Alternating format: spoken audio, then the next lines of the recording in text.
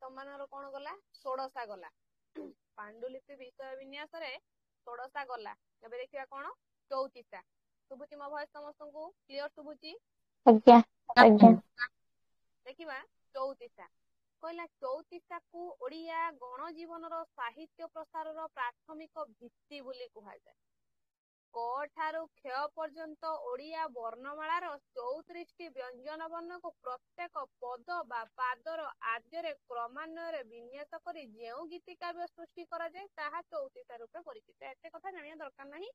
କ ଠାରୁ କ୍ଷୟ ଅକ୍ଷର ପର୍ଯ୍ୟନ୍ତ 34ଟି ଗୋଟି ବ୍ୟଞ୍ଜନ ବର୍ଣ୍ଣକୁ ନେଇ ଯେଉଁ କାବ୍ୟ କବିତା ରଚନା କରାଗଲା ତାହାକୁ ଚଉତିଶା ନାମରେ ନାମିତ କରାଗଲା। ଏହାର ଅନ୍ୟ ଏକ ଅନୁରୂପ ରଚନା ହଉଛି ଷୋଡଶା। ଯେମିତି ଆମେ ଏଠି ବୁଝିକି ଆସିଲେ, ସେଠି କଣ ବୁଝେଇଗଲା? ସେଠି ବଢିଆ କଥାଟେ ସେ ବୁଝେଇଲା। ପୁଣି ସେଇ ପୂର୍ବ ପାଠକୁ ଆମେ ଚାଲିଯିବା। କାହିଁକି ନା ସେଠି କହିଛି ଷୋଡଶାରେ ବ୍ୟଞ୍ଜନ ବର୍ଣ୍ଣ ପରିବର୍ତ୍ତେ ସ୍ୱର ବର୍ଣ୍ଣର ବ୍ୟବହାର କରାଯାଏ। 16 ଗୋଟି ସ୍ୱର ବର୍ଣ୍ଣକୁ ପଦ୍ୟର ଆଦ୍ୟରେ ରଖି ରଚନା କରାଯାଇଥାଏ। କିନ୍ତୁ ଚଉତିଶାରେ ବ୍ୟଞ୍ଜନ ବର୍ଣ୍ଣ କ୍ରମେ ଦେଖିବାକୁ ପାଇଥାଉ। କିନ୍ତୁ ଷୋଡଶାରେ ସ୍ୱର ବର୍ଣ୍ଣ ଦେଖିବାକୁ ପାଇଥାଉ, ଚଉତିଶାରେ ବ୍ୟଞ୍ଜନ ବର୍ଣ୍ଣକୁ ଦେଖିବାକୁ ପାଇଥାଉ। ସାରଳାଙ୍କ ଠାରୁ ଚଉତିଶାର ଲୋକପ୍ରିୟତା ଓଡ଼ିଶାରେ ରହିଅଛି। ଚଉତିଶା ଗୋଟିଏ ଛନ୍ଦରେ ରଚିତ ହୋଇଥାଏ। ଚଉତିଶାର ଏ ଜନପ୍ରିୟ ରଚନା ରୀତି ଅନ୍ୟାନ୍ୟ ଭାରତୀୟ ଭାଷାର ସାହିତ୍ୟରେ ଦେଖିବାକୁ ମିଳିଥାଏ। ସମୟକ୍ରମେ ଓଡ଼ିଶାର ଲୋକମାନେ ଏହାକୁ ବୈଚିତ୍ର୍ୟମୟ କରିବାକୁ ନାନା ପରୀକ୍ଷା କରିଅଛନ୍ତି। ବୁଝେଇଦେଲେ। କହିଲେ ସମୟ ଅନୁସାରେ ମୁଁ କହିଥିଲି ସମାଜ ପରିବର୍ତ୍ତନ, ସମୟ ପରିବର୍ତ୍ତନ, ମନୁଷ୍ୟ ମଧ୍ୟ ପରିବର୍ତ୍ତନ। ଠିକ ସେମିତି ସମୟର ତାଳରେ ତାଳ ଦେଇ ଚଉତିଶାକୁ ରଚନା କରିବା ପାଇଁ, ଚଉତିଶା ବିଷୟରେ ଜାଣିବା ପାଇଁ ବିଭିନ୍ନ ପରୀକ୍ଷା ନିରୀକ୍ଷା ମଧ୍ୟ କରାଯାଇଅଛି। ଫଳରେ ଚଉତିଶାର ସରଳତମ ରୂପଟି ଅଧିକ ଜଟିଳ ଓ ଅଳଙ୍କୃତ ହୋଇ ଉଠିଛି, ଯାହା ଦ୍ୱାରା ପରୀକ୍ଷା କରିବା ଦ୍ୱାରା ଯେମିତି ଜଣେ ଶିକ୍ଷକ ହୁଅନ୍ତୁ, ଶିକ୍ଷୟିତ୍ରୀଟିଏ ହୁଅନ୍ତୁ, ପରୀକ୍ଷା କରିବା ଦ୍ୱାରା ପିଲାଟିର ଜ୍ଞାନ କେତେ ଅଛି ମାପି ଦିଆଯାଇଥାଏ। ଠିକ ସେଇଭଳି ସାଧାରଣ ମଣିଷ ମାନେ ଚଉତିଶାକୁ ପରୀକ୍ଷା କରି ତା ଭିତରେ ଜଟିଳ ଆଉ ଅଳଙ୍କୃତକୁ ଆଣିକି ସ୍ଥାନ ଦେଇଛନ୍ତି ବା ବାହାର କରିଦେଇଛନ୍ତି। କେହି କ ଠାରୁ କ୍ଷୟ ବର୍ଣ୍ଣକୁ କ୍ରମାନ୍ୱୟରେ ରଚନା କରିଥିବା ବେଳେ ଅନ୍ୟ କେତେକ କ୍ଷୟ ଠାରୁ କ କ୍ରମାନ୍ୱୟରେ ରଚନା କରିଅଛନ୍ତି। ଶବ୍ଦ, ପଦ, ପାଦ, ଛନ୍ଦ, ଅଳଙ୍କାର ଦୃଷ୍ଟିରୁ ଏହାର ବହୁବିଧ ରୂପ କବିମାନଙ୍କ ଦ୍ୱାରା ପରିକଳ୍ପନା କରାଯାଇଛି। ଦେଖ ଚଉତିଶାରେ କେତେ ସୁନ୍ଦର ସୁନ୍ଦର ଜିନିଷ ସବୁ ନେଇକି ରଚନା କରାଯାଇଛି। କଣ ନିଆଯାଇଛି? ନା ଶବ୍ଦ ନିଆଯାଇଛି, ପଦ ନିଆଯାଇଛି, ପାଦ ନିଆଯାଇଛି, ଛନ୍ଦ ନିଆଯାଇଛି, ଅଳଙ୍କାର ନିଆଯାଇଛି। ଏସବୁକୁ ନେଇ କବିମାନେ ନିଜର କାବ୍ୟର ସୌଧକୁ ନିର୍ମାଣ କରିଛନ୍ତି ବା କାବ୍ୟ ନାମକ ପର୍ବତଟିଏ ତୋଳି ଦେଇଛନ୍ତି। ପୁଣି କହିଲେ କେବଳ ଆଙ୍ଗିକ ନୁହେଁ, ବିଷୟବସ୍ତୁକୁ ଦୃଷ୍ଟିରୁ ମଧ୍ୟ ଏହା ଅତୀବ ବୈଚିତ୍ର୍ୟ। ଅର୍ଥାତ୍ କହୁଛନ୍ତି ଆଙ୍ଗିକ ଆତ୍ମିକ। କହିଲେ କେବଳ ଯେ ଆଙ୍ଗିକ ଦ୍ୱାରା ଦେଖିବାକୁ ଗଲେ ଯେ ତାହା ସୁନ୍ଦର ଥିବ ତା ନୁହଁ, ବିଷୟ ଭିତ୍ତିକ ଅର୍ଥାତ୍ ଆତ୍ମିକ ଦୃଷ୍ଟିରୁ ତାହା ମଧ୍ୟ ଅତ୍ୟନ୍ତ ସୁନ୍ଦର। ଦର୍ଶନ ବା ଯୋଗର ଗୂଢ଼ତତ୍ତ୍ୱ ଠାରୁ ଆରମ୍ଭ କରି ନାୟକ ନାୟିକାଙ୍କର ପ୍ରଣୟ ଚେତନା, ପୌରାଣିକ ଆଖ୍ୟାନ, ସାମାଜିକ ସମସ୍ୟା, ନୀତି ଉପଦେଶ, ଗଣିତ, ଜ୍ୟୋତିଷ ଇତ୍ୟାଦି ଚଉତିଶାର ବିଷୟବସ୍ତୁ ମଧ୍ୟରେ ଅନ୍ତର୍ଭୁକ୍ତ। ଦେଖ ପ୍ରେମ ପ୍ରଣୟକୁ ବି ଛାଡ଼ି ଦିଆଯାଇ ନାହିଁ, ତାକୁ ମଧ୍ୟ ଚଉତିଶାରେ ଅନ୍ତର୍ଭୁକ୍ତ କରାଯାଇଛି। ସାହିତ୍ୟ, ସାମାଜିକ, ସାଂସ୍କୃତିକ, ଗଣିତ ସବୁ କିଛିକୁ ନେଇ ଚଉତିଶା ମଧ୍ୟରେ ଅନ୍ତର୍ଭୁକ୍ତ କରାଯାଇଛି। ଅର୍ଥାତ୍ ଚଉତିଶା ଗର୍ଭରେ ଏତିକି ଜିନିଷକୁ ଧାରଣ କରିଛି ବା ଏତିକି ବିଷୟକୁ ନେଇକି ଚଉତିଶା ତା ଗର୍ଭରେ ଧାରଣ କରିଛି। ହିନ୍ଦୀରେ ଏହାକୁ ଅଖରାବଟ, ବଙ୍ଗଳାରେ ମଙ୍ଗଲ, ପାର୍ସୀ, ଉର୍ଦ୍ଦୁ ଓ ଆରବୀରେ ଏହା ଦିୱାନା ଏବଂ ସୁଫିମାନଙ୍କ ଭାଷାରେ ଏହା ତିରିଶା, ଆସାମରେ ଚତିହା ରୂପେ ପରିଚିତ। ସଂସ୍କୃତରେ ମାତୃକା ସ୍ତୋତ୍ର, ଏହା ପ୍ରାମ ଗୋତ୍ରୀୟ ବୋଲି କେତେକ ଗବେଷକ କହିଥାନ୍ତି। ଦୀନକୃଷ୍ଣ ଦାସ, ସାଧୁଚରଣ ଦାସ, ବଳରାମ ଦାସ, ବଚ୍ଛା ଦାସ, ଭୂପତି ପଣ୍ଡିତ, ଉପେନ୍ଦ୍ର ଭଞ୍ଜ, ଦୈବଜ୍ଞ ବଳରାମ, ଭୀମ ଭୋଇ ଓ ଭକ୍ତଚରଣ ପ୍ରମୁଖ ଅନେକ ଚଉତିଶା ରଚନା କରିଅଛନ୍ତି। ପ୍ରାଚୀନ ଓଡ଼ିଆ ଗୀତି କବିତାରେ ଚଉତିଶାର ସ୍ଥାନ ସ୍ୱତନ୍ତ୍ର। କ ଠାରୁ କ୍ଷୟ 34ଟି ବ୍ୟଞ୍ଜନ ବର୍ଣ୍ଣକୁ କ୍ରମାନ୍ୱୟରେ ପଦର ପ୍ରତ୍ୟେକ ଚରଣର ଆଦ୍ୟରେ ବ୍ୟବହାର କରି ଯେଉଁ ରଚନା ରଚିତ ହୁଏ ତାହାକୁ ଚଉତିଶା କୁହାଯାଏ। ଦୀନକୃଷ୍ଣ ଦାସ କଣ ରଚନା କରିଛନ୍ତି? କ ଆଦ୍ୟ ନିୟମରେ ରଚନା ହେଇଛି କଣ? ରସକଲ୍ଲୋଳ। ସେ ରଚନା କଲେ। କବି ସୂର୍ଯ୍ୟ ବଳଦେବ ରଥ, କିଶୋର ଚନ୍ଦ୍ରାନନ୍ଦ ଚମ୍ପୁ କ ଆଦ୍ୟ ନିୟମରେ, ଖ ଆଦ୍ୟ ନିୟମରେ, ଗ ଆଦ୍ୟ ନିୟମରେ ସବୁ ରଚନା କରାଯାଇଛି। କିନ୍ତୁ ପଣ୍ଡିତ ବାନାମ୍ବର ଆଚାର୍ଯ୍ୟଙ୍କ ମତରେ ଚଉତିଶା ଗୁଡିକୁ ସଂକ୍ଷିପ୍ତ ମାତୃକା ପ୍ରବନ୍ଧ ବା ବ୍ୟଞ୍ଜନ ପ୍ରବନ୍ଧ ବା ଚଉତିଶା ପ୍ରବନ୍ଧ ନାମରେ ନାମିତ କରାଯାଇପାରେ। ବୁଝେଇଦେଲେ। କିଏ ନା ବାନାମ୍ବର ଆଚାର୍ଯ୍ୟ ପଣ୍ଡିତ, ଜଣେ ପଣ୍ଡିତ ବାନାମ୍ବର ଆଚାର୍ଯ୍ୟ କହୁଛନ୍ତି ଯେ ଚଉତିଶାକୁ ଆମେ ଖାଲି ଯେ 34 ଗୋଟି ବ୍ୟଞ୍ଜନ ବର୍ଣ୍ଣକୁ ନେଇକି ଲେଖିଦେଲେ ଯେ ତାକୁ ଯେ କେବଳ କବିତା କହିବା, ଗାଥା କବିତା କହିଦେବା, କବିତାରେ କାବ୍ୟରେ ପରିଣତ କରିବା ତା ନୁହଁ, ତାକୁ ଆମେ ମଧ୍ୟ ପ୍ରବନ୍ଧରେ ନାମିତ କରିପାରିବା। ପୁଣି ବୁଝାଉଛନ୍ତି କଣ ନା ଚଉତିଶା ଯେ କେବଳ କ ଠାରୁ କ୍ଷ ବ୍ୟଞ୍ଜନ କ୍ରମରେ ରଚିତ ହେବାର ନିୟମ ରହିଛି ତା ନୁହଁ। କହୁଛନ୍ତି ଚଉତିଶା ଯେ କେବଳ କ ଠାରୁ କ୍ଷ ବ୍ୟଞ୍ଜନ କ୍ରମରେ ରଚନା ହେଇପାରିବ ତା ନୁହଁ। କଣ ହବ ନା କୌଣସି କବି ଓଲଟ ଚଉତିଶା ମଧ୍ୟ ରଚନା କରିଥାନ୍ତି। ଅର୍ଥାତ୍ ଓଲଟ ଚଉତିଶାରେ ବ୍ୟଞ୍ଜନ ବର୍ଣ୍ଣର ଓଲଟା କ୍ରମ ଦେଖିବାକୁ ମିଳିଥାଏ। ଅର୍ଥାତ୍ କ୍ଷୟ ଠାରୁ କ ପର୍ଯ୍ୟନ୍ତ। ଯେମିତି କବି ସୂର୍ଯ୍ୟ ବଳଦେବ ରଥ ଲେଖିଲେ, କିଶୋର ଚନ୍ଦ୍ରାନନ୍ଦ ଚମ୍ପୁ କ ଅକ୍ଷର ଲେଖିଛନ୍ତି, ଖ ଅକ୍ଷର ଲେଖିଛନ୍ତି, ଗ ଲେଖିଛନ୍ତି, ଘ ଉଁ ଚ ଛ ଏମିତି ଲେଖି ଯାଇଛନ୍ତି। କଣ କରୁଛନ୍ତି? ଭୁଲ ଅନୁସାରେ ଲେଖିଛନ୍ତି, ସିରିଏଲ ବାଇ ଲେଖି ଗଲେ। କିନ୍ତୁ ତାକୁ ଓଲଟେଇକି ମଧ୍ୟ ଜଣେ ଲେଖିପାରିବ। କ୍ଷୟ ପାଖରୁ କ ପର୍ଯ୍ୟନ୍ତ। ପ୍ରଥମେ କ୍ଷୟ ଲେଖିଲା, ତାପରେ ହ ଲେଖିବ, ତାର ଯେମିତି ଲେଖିକି ଯିବା କଥା ଓଲଟେଇକି ଜଣେ ଲେଖିପାରିବ। ପୁଣି କହିଲେ ଚଉତିଶା ଯେ କେବଳ କ ଠାରୁ କ୍ଷୟ ବ୍ୟଞ୍ଜନ କ୍ରମରେ ରଚିତ ହେବାର ନିୟମ ରହିଛି ତା ନୁହଁ। କୌଣସି କବି ଓଲଟ ଚଉତିଶା ମଧ୍ୟ ରଚନା କରିଥାନ୍ତି। ଅର୍ଥାତ୍ ଓଲଟ ଚଉତିଶାରେ ବ୍ୟଞ୍ଜନ ବର୍ଣ୍ଣର ଓଲଟା କ୍ରମ ଦେଖିବାକୁ ମିଳିଥାଏ। କ୍ଷୟ ଠାରୁ କ ପର୍ଯ୍ୟନ୍ତ ତାକୁ ରଚନା କରାଯାଇଥାଏ। କ୍ଷତି ମଣ୍ଡଳରେ ଦେହ ବହି, କ୍ଷୀର ସିନ୍ଧୁ ବାସିଙ୍କି ମୁଁ ଧାଇ, କ୍ଷୟ ପାଉ ଯାଉଅଛୁ ଘର କଳିଯୁଗେ, କ୍ଷମା ସାଗର ପୁରୁଷ ଥାଇ ହେ ଶ୍ରୀଗୁରୁ। କେତେ ଜଣାଣ କରିବି ମୁହିଁ, କରତାଙ୍କ ପଦ୍ମପାଦ ଧ୍ୟାଇ, କର ଯୋଡ଼ି ଜଣେ ଭୀମ ଅରିକ୍ଷିତ, କର୍ତ୍ତା ଛାମୁରେ ବିନୟ ହୋଇ ହେ ଶ୍ରୀଗୁରୁ। ଅର୍ଥାତ୍ କିଏ ଲେଖିଛନ୍ତି? ଚଉତିଶା ମଧୁଚକ୍ର ଭୀମ ଭୋଇ ଲେଖିଲେ। ଏଟା ବୁଝିପାରୁଛ?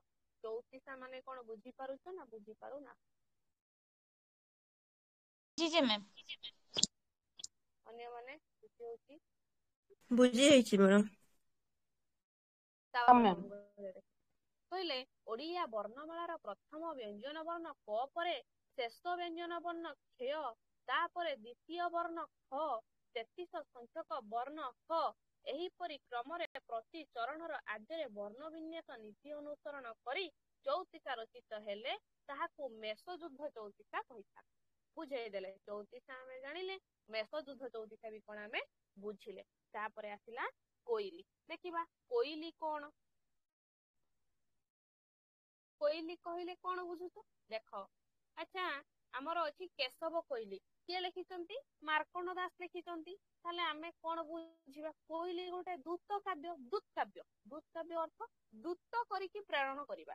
ଆଗ କାଳରେ ବାପା ମାନେ ବାହାରେ ରହିଲେ, ଦେଖ ହରି ସିଂ କଥା ମୁଁ ଏଠି କହୁଛି, ଏକ୍ସାମ୍ପଲ ନଉଛି, ମନ ଦେଇକି ଶୁଣୁଥିବ।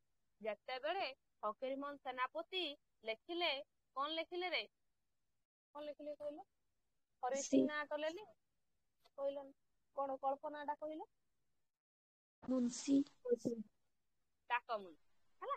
ଯେତେବେଳେ ଫକୀରମୋହନ ସେନାପତି ଡାକମୁନ୍ସି ଲେଖିଲେ, ଡାକମୁନ୍ସି ଗଳ୍ପରେ ଯେତେବେଳେ କାହାର ମା, ଗୋପାଳର ମା ଯେତେବେଳେ ଶଯ୍ୟାରେ ପଡିଛି, ମୃତ୍ୟୁ ଶଯ୍ୟାରେ ପଡିକି ଲଢେଇ କରୁଛି ବା ରୋଗ ଶଯ୍ୟାରେ ପଡିକି ମୃତ୍ୟୁ ଆଡକୁ ତା ଜୀବନ ଚାଲିଗଲାଣି, ସେତେବେଳେ ଗୋପାଳ କଣ କରିଛି? ଛୋଟିଆ ଚିଠିଟିଏ ଲେଖିଛି। କାହା ପାଖକୁ? ନା ବାପାଙ୍କ ପାଖକୁ। ତାହେଲେ ଦୂତ ଅନୁସାରେ ଗଲା କିଏ? ଚିଠିଟିଏ ଗଲା। ସେତେବେଳେ ଚିଠି ଥିଲା, ଚିଠି ନବା ଆଣିବା ହଉଥିଲା। ଡାକମୁନ୍ସି ଜରିଆରେ ଚିଠି ନବା ଆଣିବା ହେଲାଣି। କିନ୍ତୁ ପ୍ରାଚୀନ ଯୁଗରେ ଦୂତ କାବ୍ୟ ରଚନା କରାଯାଉଥିଲା। ହଂସ, ମେଘ, କୋକିଳ ଏମାନଙ୍କୁ ସବୁ ଦୂତ କରିକି ନିଜ ପ୍ରିୟା ବା ପ୍ରେମିକ ପାଖକୁ ନିଜ ଅନ୍ତରର କଥାକୁ ତାଙ୍କ ପାଖରେ ବ୍ୟକ୍ତ କରାଯାଉଥିଲା। ଅର୍ଥାତ୍ ତମ ମାନଙ୍କର ପ୍ରେମିକ ଧର ଆମେରିକାରେ ଅଛନ୍ତି କିମ୍ବା ଦୂରରେ ଅଛନ୍ତି, ମୁଁ ପ୍ରାଚୀନ ଯୁଗର କଥା କହୁଛି। ତମ ମାନଙ୍କର ପ୍ରେମିକ କିଛି ଅନତି ଦୂରରେ ଥିବାରୁ ତମେ ତମର ମନର କଥାକୁ କହିପାରୁ ନାହ ଯେତେବେଳେ ବର୍ଷା ଆସିଲା ମେଘକୁ ଦେଖି ତମେ ତମ ପ୍ରେମିକର କଥାକୁ ଚିନ୍ତା କଲ, ତାହା ପାଖରେ ବା ତା ପାଖରେ ପହଞ୍ଚେଇବା ପାଇଁ କିଛି କଥା ମେଘ ପାଖରେ କହିଲ, ଯୋଉ ମେଘଟା ତମ ପାଖରେ ବରସି ସାରିଲା ପରେ ତମ ପ୍ରେମିକ ପାଖରେ ଯାଇକି ବରସିବ, ଯୋଉ ପର୍ଯ୍ୟାୟଟା ସେତେବେଳେ ଚାଲିଥିଲା, ଯୋଉଟା କି କୋଇଲି ସାହିତ୍ୟରେ ରଚନା କରାଯାଏ। କହିଲା କୋଇଲି ଚଉତିଶା ପରି ଏକ ଲୋକପ୍ରିୟ ରଚନା। ଏହାର ସୃଷ୍ଟି ଷୋଡଶ ଶତାବ୍ଦୀ ବୋଲି ଅନୁମାନ କରାଯାଇଛି। ସଂସ୍କୃତ ସାହିତ୍ୟର ହଂସଦୂତ, ମେଘଦୂତ, ପୁଣି ପାଶ୍ଚାତ୍ୟ ସାହିତ୍ୟରେ ଓଡେ ଭଳି କୋଇଲିର ସୃଷ୍ଟି ଅଭିବୃଦ୍ଧି। ଏହାର ସମୟ ସୀମା ଦେଖ, ମାର୍କଣ୍ଡ ଦାସଙ୍କ ଠାରୁ ଗୋପାଳ କୃଷ୍ଣଙ୍କ ପର୍ଯ୍ୟନ୍ତ ଆବିର୍ଭୂତ ହେଇଛି। କୋଇଲି ଗୀତିକାର ବିଶେଷତ୍ୱ ହେଲା କୋଇଲିକୁ ସମ୍ବୋଧନ କରି ଏହାର ବିଷୟବସ୍ତୁର ଉପସ୍ଥାପନା କରିବା।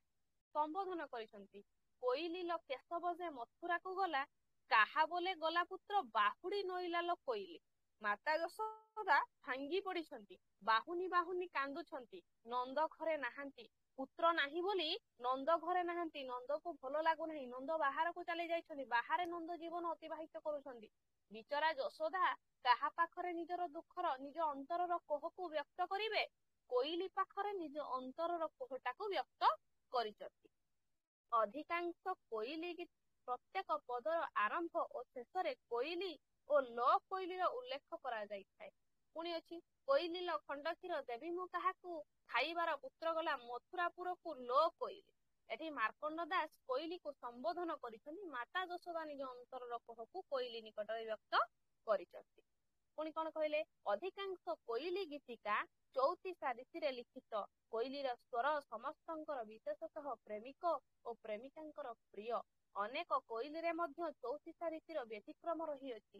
ଏହାର ଅନ୍ତଃସ୍ୱର କାରୁଣ୍ୟମୟ। ବୁଝେଇ ଦେଲେ, କହିଲେ ଯେତେବେଳେ ଅନ୍ତଃସ୍ୱରଟା ଆରମ୍ଭ ହୁଏ, ପ୍ରଥମରେ ତ ଅନ୍ତ ମଧ୍ୟରୁ, ଦେହରୁ ବା ହୃଦୟରୁ ଯେତେବେଳେ ସ୍ୱରଟା ଆସେ ନା, କାରୁଣ୍ୟ ସୃଷ୍ଟି ହେଇଯାଏ, ଦୁଃଖର କୋହର, ଆତ୍ମୀୟ ମାନେ ଏତେ କୋହଟା ଯେତେବେଳେ ବଖାଣି ହେଇଯାଏ ଯେ ଯାହାକୁ କଳନା କରିବା ଆମ ପାଖରେ ମଧ୍ୟ ଅସମ୍ଭବ। ଅନେକ କୋଇଲିରେ ମଧ୍ୟ ଚଉତିଶା ରୀତିର ବ୍ୟତିକ୍ରମ ରହିଅଛି। ଏହାର ଅନ୍ତଃସ୍ୱର କାରୁଣ୍ୟମୟ। ଓଡ଼ିଆର କୋଇଲି ଭଳି ଆସାମର ବାରମାସୀ, ବଙ୍ଗଳାର ବାରମାସ୍ୟା, ମୈଥିଳୀର ବାରମାସ, ହିନ୍ଦୀରେ 12 ମାସ ରହିଅଛି। ମାର୍କଣ୍ଡ ଦାସ, ବଳରାମ ଦାସ, ଜଗନ୍ନାଥ ଦାସ, ଶଙ୍କର ଦାସ, ଲୋକନାଥ ପ୍ରମୁଖ ପ୍ରାଚୀନ କୋଇଲି ରଚନା କରିଥିବା ବେଳେ ବାଳକୃଷ୍ଣ ବୈଷ୍ଣବ ଚରଣ ଆଧୁନିକ କୋଇଲି ରଚନା କରିଥିଲେ। ମୁଁ କହିଲି ନା, ମାର୍କଣ୍ଡ ଦାସଙ୍କ ସମୟରେ କୋଇଲି ରଚନା କରାଯାଇଛି। ସେ ହେଉଛନ୍ତି ପ୍ରାଚୀନ ଯୁଗର କବି ମାର୍କଣ୍ଡ ଦାସ। କୋଇଲି ଏକ ସନ୍ଦେଶାତ୍ମକ ଗୀତି କବିତା। ହଂସ, ପିକ, ଶୁକ, ଭ୍ରମର, ପବନ, ମେଘ, ନଦୀ, ଚନ୍ଦ୍ର ଇତ୍ୟାଦି ପ୍ରକୃତିର ରୂପସତ୍ତାର ମାନବୀକରଣ କରାଯାଇ ସେ ସବୁକୁ ସନ୍ଦେଶ ପ୍ରେରଣର ଭୂମିକା ନିର୍ବାହ କରିବା ପାଇଁ କବି ମାନସ ନିୟୋଜିତ କରିଛି। ଅର୍ଥାତ୍ ଅନ୍ତରର କଥାକୁ ଅନ୍ୟ ଜଣଙ୍କ ନିକଟରେ ବ୍ୟକ୍ତ କରିବାକୁ ହେଲେ ପ୍ରାଚୀନ ଯୁଗରେ ଏମାନଙ୍କୁ ବ୍ୟବହାର କରାଯାଉଥିଲା। କୋଇଲି ଗୀତି କବିତାରେ ଦେଖିବ, ରଖିଲେ ଶିବ ମାରିବ କିଏ, ଗୋଟେ ପିକ୍ଚର ଅଛି।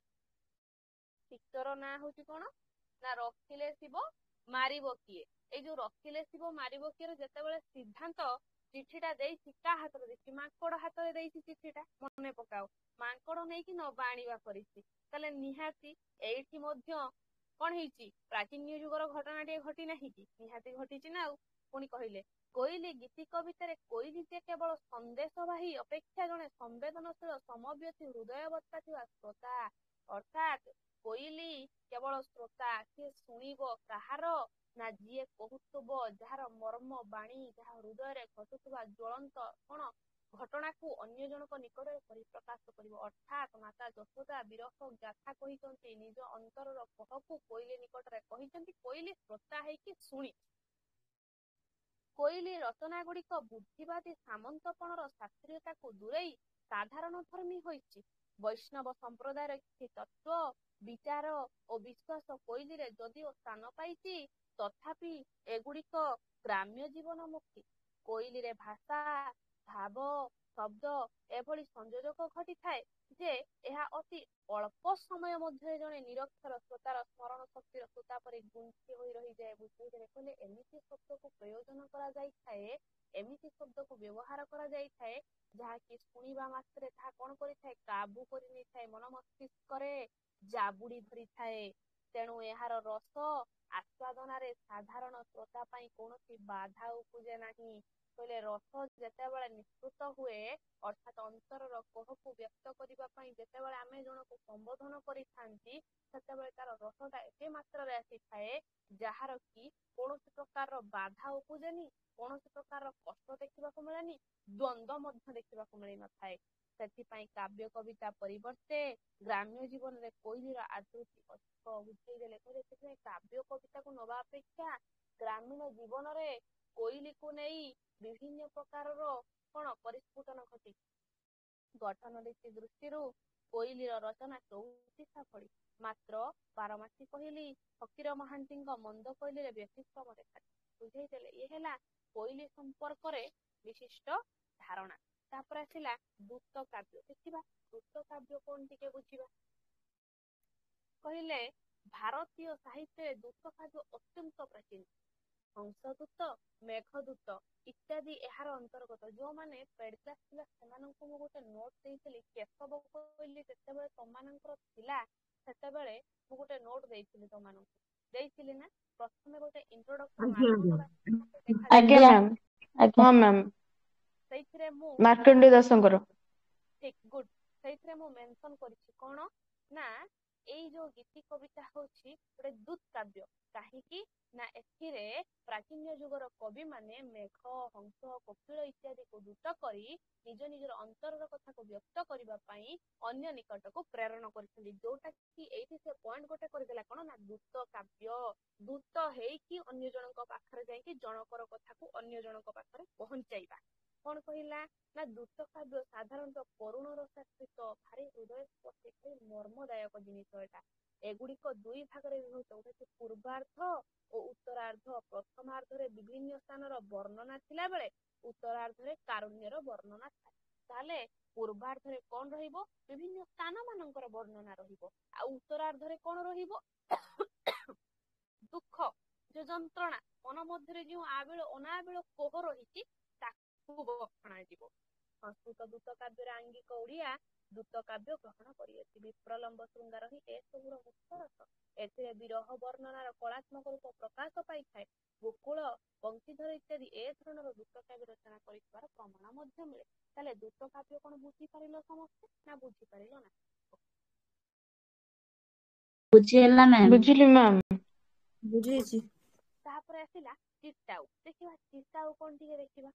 କହିଲା ଦୂତ କାବ୍ୟ ପରି ଓଡିଆ ସନ୍ଦେଶ କାବ୍ୟର ଅନ୍ୟତମ ରୂପ ହଉଛି ଚିଟାଉ। ଚିଠି ବା ପତ୍ର ମାଧ୍ୟମରେ ଚିଟାଉ ଲେଖା ଯାଇଥାଏ। ଓଡିଆ କବିମାନେ ଏହାକୁ ଏକ କଳାତ୍ମକ ରୂପରେ ପ୍ରକାଶ କରିଅଛନ୍ତି। ଚିଟାଉ ଲେଖିବାର ଶୈଳୀ ଏବଂ ତାକୁ ପ୍ରେରଣା କରିବାର କୌଶଳ ମଧ୍ୟ ବିଭିନ୍ନ କାବ୍ୟରେ ସୁନ୍ଦର ଭାବରେ ଚିତ୍ରିତ ହୋଇଅଛି। ଚିଟାଉ ଗୀତି ମୁଖ୍ୟତଃ କରୁଣ ରସ। ଇଏ ମଧ୍ୟ ସେଇ ଚିଟାଉ ମଧ୍ୟ ଦୁଃଖ। ଦୂତ ଗଲା ଦୁଃଖ, କୋଇଲି ଗଲା ଦୁଃଖ, ଚିଟାଉ ବି ଆସିଲା ଦୁଃଖ। ବିରହୀ ବିରହିଣୀଙ୍କ ପ୍ରଣୟ ଭାବନା ହିଁ ଏଥିରେ ମୁଖ୍ୟ ସ୍ଥାନ ଅଧିକାର କରିଅଛି। କଣ କହିଲେ?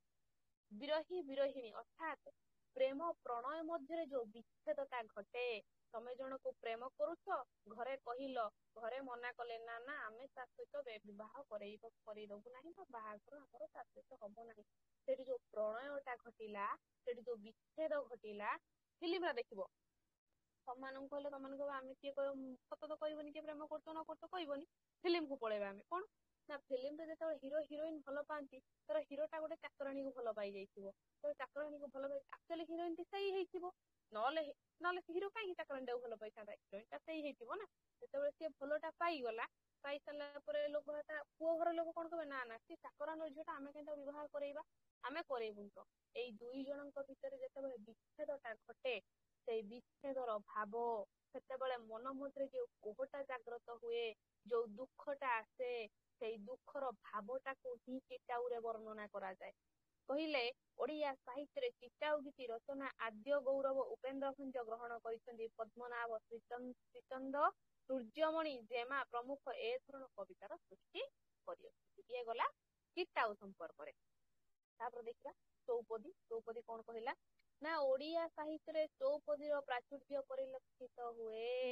ଅନ୍ୟାନ୍ୟ ଭାରତୀୟ ଭାଷା ସାହିତ୍ୟରେ ଏହା ଚୌପୟ ବା ଚୌପାଇ ରୂପେ ପରିଚିତ। ଏଥିରେ 4 ଠାରୁ 10 ପଦ ପର୍ଯ୍ୟନ୍ତ ଥାଏ। ଏଥିରେ ବର୍ଣ୍ଣନାଗତ ଶୃଙ୍ଖଳା ନାହିଁ। ଯୋଉ ବର୍ଣ୍ଣନା ହେଇଛି ଯୋଉ କାବ୍ୟଟା ରଚନା ହେଇଛି ତା ଦେହରେ ଶୃଙ୍ଖଳା ନାହିଁ, ଶୃଙ୍ଖଳା ବଦ୍ଧ, ସେଠି ଶୃଙ୍ଖଳା ଦେଖିବାକୁ ମିଳିବନି। ତ ଏହା ଯେ କୌଣସି ଛନ୍ଦକୁ ଭିତ୍ତି ରୂପେ ଗ୍ରହଣ କରିଥାଏ, ଏହା ସଂସ୍କୃତ ଚତୁଷ୍ପଦୀର ଅପଭ୍ରଷ୍ଟ ରୂପ ବୋଲି ମନେ ହୁଏ। ରସ ସମ୍ପଦ, ଧ୍ୱନି ସୌନ୍ଦର୍ଯ୍ୟ ଓ ସ୍ୱର ମାଧୁର୍ଯ୍ୟ ଦୃଷ୍ଟିରୁ ଓଡ଼ିଆ ଚୌପଦୀ ଗୁଡିକ ଅଧିକ ରୁଦ୍ଧିମନ୍ତ ହେଇଛି। ତାହେଲେ କାହିଁକି ଚୌପଦୀଟା ରୁଦ୍ଧିମନ୍ତ ହେଇଛି, କାହିଁକି ଗଢି ଉଠିଛି? ନା ତା ଭିତରେ ରସ ସମ୍ପଦ ରହିଛି, ଧ୍ୱନିର ସୌନ୍ଦର୍ଯ୍ୟତା ଦେଖିବାକୁ ମିଳିଛି, ତା ସହିତ ସ୍ୱରଟା ମାଧୁର୍ଯ୍ୟ ହେଉ। ଏତିକି ହଉଛି ଚୌପଦୀର ବିଷୟବସ୍ତୁ। ଶୃଙ୍ଗାର ଏବଂ ମଧୁର ରସର ବ୍ୟଞ୍ଜନା ମଧ୍ୟ ଏଥିରେ ଘଟିଥାଏ। ଚୌପଦୀରେ ପ୍ରେମଟା ଅଧିକ ମାତ୍ରାରେ ଦେଖିବାକୁ ମିଳିଥାଏ। ଶୃଙ୍ଗାର ରସ, ପ୍ରେମର ରସଟା ଅତ୍ୟନ୍ତ ଥାଏ। ଜଗନ୍ନାଥ ଦାସ, ବିଷ୍ଣୁ ଦାସ, ଧନଞ୍ଜୟ ଭଞ୍ଜ, ଉପେନ୍ଦ୍ର ଭଞ୍ଜ, ଦୀନକୃଷ୍ଣ ଦାସ ପ୍ରମୁଖ ଚୌପଦୀ ରଚନା କରିଥିବାର ପ୍ରମାଣ ମିଳେ। ଇଏ ଗଲା କଣରେ? ଚୌପଦୀ। ତାପରେ ଆଇଲା ବୋଲି। ବୋଲି ଦେଖିବା କଣ କହିଲା? ପ୍ରାଚୀନ ଓଡ଼ିଆ କବିତାର ବିଭିନ୍ନ ରୂପ ମଧ୍ୟ ବୋଲି ହେଉଛି ଅନ୍ୟତମ। କହିଲେ ପ୍ରାଚୀନ ଓଡ଼ିଆ ସାହିତ୍ୟ କ୍ଷେତ୍ରରେ ଗାଥା କବିତା, ମହାକାବ୍ୟ, ପୁରାଣ, ତମମାନଙ୍କର ହେଲା କୋଇଲି, ପୁଣି ପଢେଇଲି ଚିଟାଉ, ଦୂତ କାବ୍ୟ, ଚୌପଦୀ, ଯେତେ ଗାଥା କବିତା ଗୁଡାକ ସବୁ ପଢେଇ ଦେଇ ଗଲି, ସବୁ ଭିତରେ ବୋଲି ହଉଛି ଅନ୍ୟ। ତାହେଲେ କଣ ଅନ୍ୟତମ ଟିକେ ଦେଖିଦବା। ଏହାର ପ୍ରଚଳନ ଷୋଡଶ ଶତାବ୍ଦୀରୁ ଘଟିଅଛି। ବୋଲିବା କ୍ରିୟା ସହ ଏହାର ବିଶେଷ ସମ୍ପର୍କ ଥିବାରୁ ଏହାର ଏଭଳି ନାମକରଣ କରାଯାଇଛି। ବୋଲିବା ମାନେ କହିବା, ବୋଧେ କହିବାର ପରିସ୍ଫୁଟନ ଘଟିଛି, ଯୋଉଥିପାଇଁ କି ଏହାର ଏମିତିକା ନାମକରଣ କରାଯାଇଛି। ଛାନ୍ଦ, ଚୌପଦୀ, ଜଣାଣ, ଭଜନ ଇତ୍ୟାଦି ଗାଇବା ପାଇଁ ଉଦ୍ଦିଷ୍ଟ ଥିବା ବେଳେ ଏହା କେବଳ ବୋଲିବା ପାଇଁ ଉଦ୍ଦିଷ୍ଟ। ସେତେବେଳେ ଛାନ୍ଦ, ଭଜନ, ଜଣାଣକୁ ଆମେ ଗାଉଛନ୍ତି, ସ୍ୱର ମାଧ୍ୟମରେ ପଢୁଛନ୍ତି, କିନ୍ତୁ ଏଇଟାକୁ ଆମେ କଣ କରିବା? ବୋଲିବା, ଖାଲି ବସିବା, ଗାଈ ଗୁଡେଲା ଭଳିଆ ପଢି ଦେଇଯିବା। ସେଇଥିପାଇଁ ଏଇଟା ହଉଛି ଉଦ୍ଦିଷ୍ଟ। ବୋଲି ଗୁଡିକ ଗୋଟିଏ ବୃତ୍ତରେ ରଚିତ। ଏହାର ଭାଷା ସରଳ ଓ ଲୋକ ଭାଷାର ନିକଟବର୍ତ୍ତୀ। କହିଲେ ଭାଷାଟା ସରଳ, ଯୋଉଡାକ ନୀତିଦିନର ରଚନାବଳୀ, ନୀତିଦିନ ଲୋକ ମୁଖରୁ ଉଚ୍ଚାରିତ ବାଣୀ ଗୁଡାକ ଏଠି ରଚନା କରାଯାଇ ଅଛି। ସାଧାରଣତଃ ଏହା ଏକାଦଶ କିମ୍ବା ଦ୍ୱାଦଶ ଅକ୍ଷରୀ ବୃତ୍ତରେ ନିବଦ୍ଧ। ବିଷୟବସ୍ତୁର ସରଳ ଉପସ୍ଥାପନା ଏହାର ଲକ୍ଷ୍ୟ। ଗୋପ ବୋଲି, ଗୁଣସାଗର ବୋଲି, ଚାଟ ବୋଲି ପ୍ରଭୃତି ବୋଲି ଶ୍ରେଣୀର। ଉପେନ୍ଦ୍ର ଭଞ୍ଜଙ୍କର ବଜାର ବୋଲି, ଦୀନକୃଷ୍ଣଙ୍କ ସଂସାର ବୋଲି ଇତ୍ୟାଦି ଓଡ଼ିଆ ମଧ୍ୟଯୁଗୀୟ ବୋଲି କବିତାର କେତୋଟି ଦୃଷ୍ଟାନ୍ତ। ତାହେଲେ ଇଏ ଗଲା ବୋଲି। ତାପରେ ରହିଲା କଣ? ପଦୀ, ପୋଇ, ତମର ରହିଲା ଜଣାଣ, ଭଜନ, ଓଗାଳ, ଗୀତା, ମାହାତ୍ମ୍ୟ, ପଟଳ, ଶ୍ରୁତି, ସଂହିତା, ମାଳିକା, ନିର୍ଣ୍ଣୟ, ଗାହା ଓ ଦୁହା, ସମ୍ବାଦ, ଟୀକା, କବଚ, ଚମ୍ପୁ, ଝୁମ୍ପା। ଆଉ ଏତିକି ଥିଲା। ଏତିକି କାଲି 2ଟା କ୍ଲାସରେ କରିଯିବ। ବୁଝିହେଲା? ଆଜି ଯେତିକି ପଢିଲ, ଯାହା ଯାହା ମୁଁ କହିଗଲି, ତମ ମାନଙ୍କର କର୍ତ୍ତବ୍ୟ ହେଲା ତାକୁ ଶୁଣିବ, ନୋଟ ଆଉଟ୍ କରିବ। ନୋଟ କରିବ ତା ପାଇଁ ଭଲ, ଯିଏ ନୋଟ ନ କରିବ ତା ପାଇଁ ବି ଭଲ। ନା ବୁଝିପାରିଲ? କୁହ, ଯେତିକି ପଢେଇଲି ସେତିକି କମ୍ପ୍ଲିଟ ବୁଝିଲ ସମସ୍ତେ? ନା ବୁଝିପାରିଲ?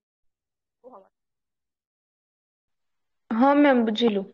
ବୁଝିହେଲା ମ୍ୟାମ୍? ମ୍ୟାଡାମ ଯୋଉ ପୁରାଣ ଆଉ ଭାଗବତରେ ଯୋଉ ଲକ୍ଷଣ କଥା କହିଲେ, ସେ ଲକ୍ଷଣ ସମ୍ପର୍କରେ ବି କଣ ଆମକୁ ପଢିବାକୁ ପଡିବ?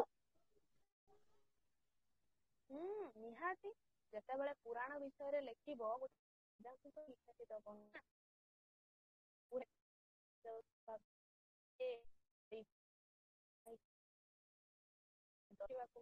ମୁଁ ଅପ୍ ଡାଉନ୍ ହଉଛି କଥା। ଭଏସ ଅପ୍ ଡାଉନ୍ ହଉଛି। ଏବେ ଶୁଭିଲା?